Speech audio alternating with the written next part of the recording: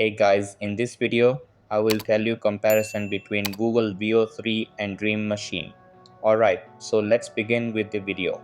Google Veo 3 and Dream Machine are two of the most talked about AI video generators in 2025, each pushing the boundaries of text to video capabilities. While both tools offer groundbreaking features, they cater to slightly different audiences and use cases. Google Veo 3, developed by Google DeepMind, is known for its cinematic quality, detailed control, and prompt-based generation that supports long-form, coherent video outputs. It allows creators to input complex scenes and get results with realistic motion, camera angles, and environmental lighting, making it ideal for filmmakers, content creators, and advertisers who need precision and storytelling depth. On the other hand, Dream Machine by Luma AI emphasizes speed and accessibility. It is designed for creators who want to produce short-form, visually appealing content quickly and without deep technical know-how.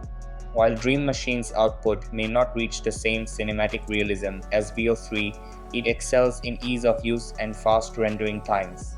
Its interface is beginner-friendly, and its cloud-based processing allows users to generate videos in minutes, often from simple prompts or uploaded images. For social media influencers, marketers, or educators, Dream Machine offers a more agile solution.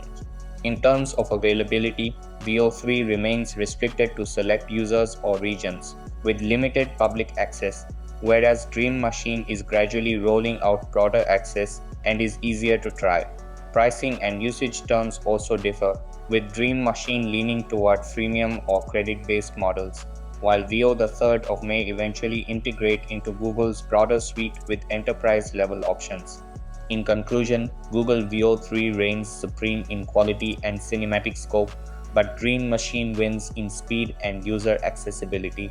The better choice ultimately depends on whether the user prioritizes high-end visual fidelity or fast, practical content generation for everyday creative needs.